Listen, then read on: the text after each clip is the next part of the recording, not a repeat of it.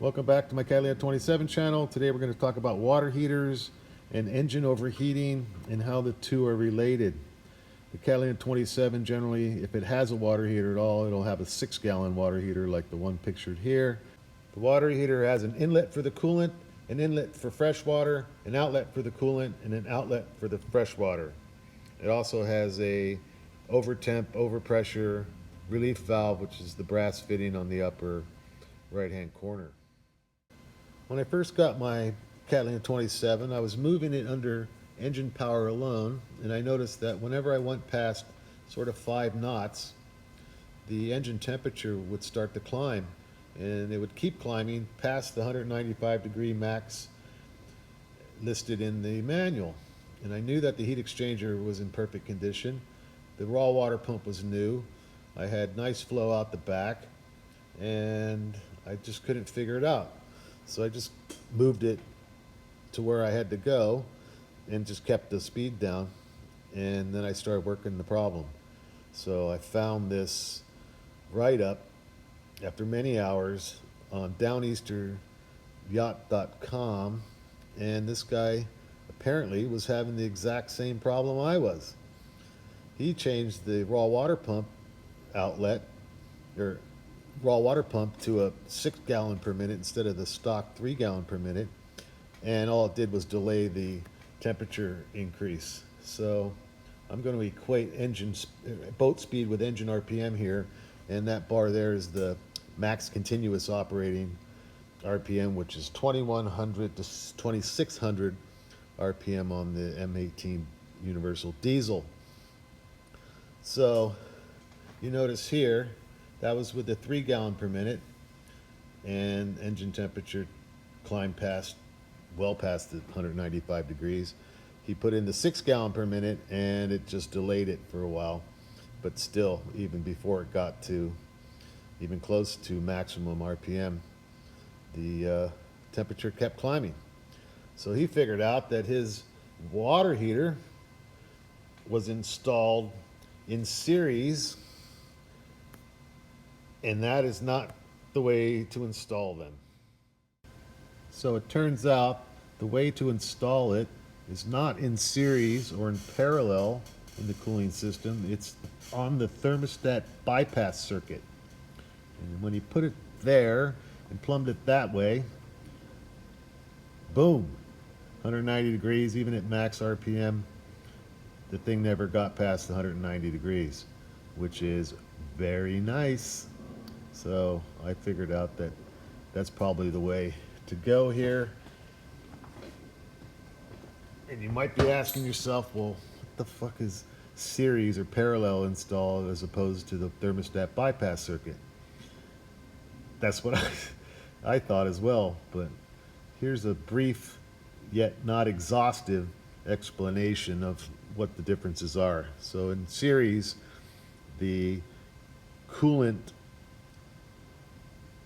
goes through the bypass circuit when the thermostat is closed and heats the motor, and the motor, it reaches temperature quite quickly. However, when the thermostat is open, the water continues to go through the bypass, but the bigger flow from the 3/4 inch hose goes through the water heater first and then into the heat exchanger. And what that does is it restricts the flow into the heat exchanger and causes it to overheat because it's not getting the proper flow. Not a good idea, but that is the easiest by far way to install the water heater, and that's how apparently most of these, I call them hacks, at the yard or previous owners, or even worse, seem to install these things. So that's a bad idea, not to be done.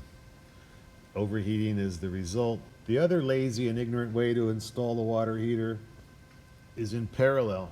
And when it's in parallel and the engine's cold, thermostat's closed, the bypass circuit gets the flow, engine heats up quickly, and then once the thermostat opens, the heat exchanger and the water heater both get flow from the same hose.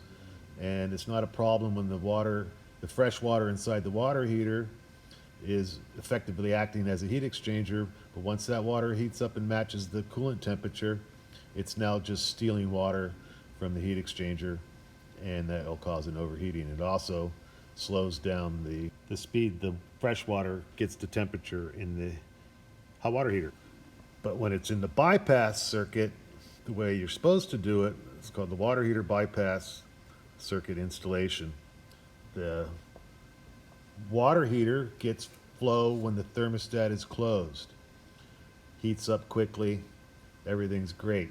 Once the thermostat's open, the heat exchanger gets fed from a 3/4 inch hose, which is still sufficient given that the water heater is fed by a 1/2 inch hose. So enough water gets through the heat exchanger to let it do its job. Temperature stays stable and everybody's happy. Here's a detailed diagram of the cooling system of the diesel here. You can freeze frame that and study it if you want to. That's how I figured out how to do mine. So mine's a universal M18 diesel.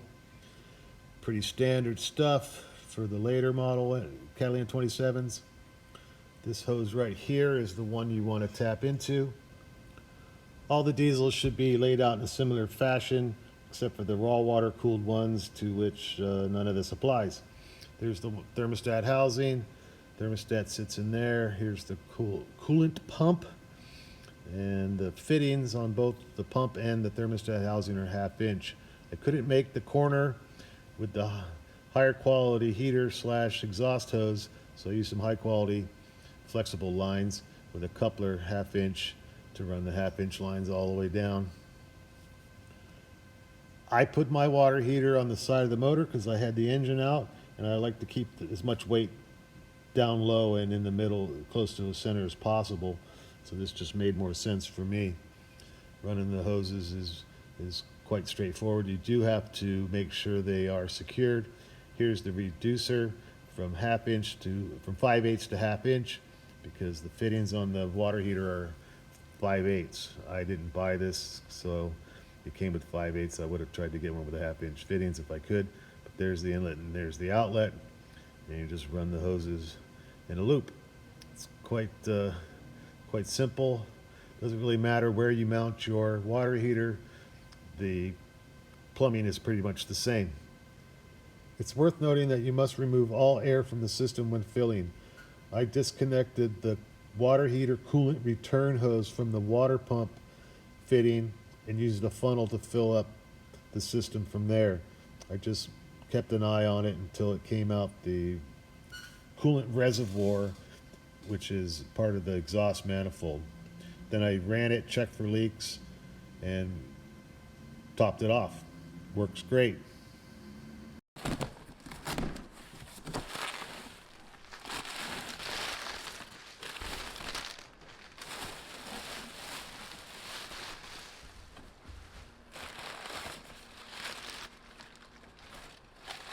Oh man, it looks used.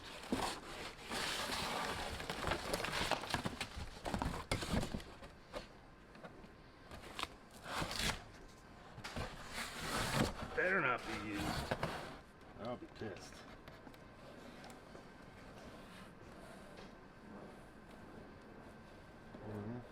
So what's that about? The first step is to jack up your car.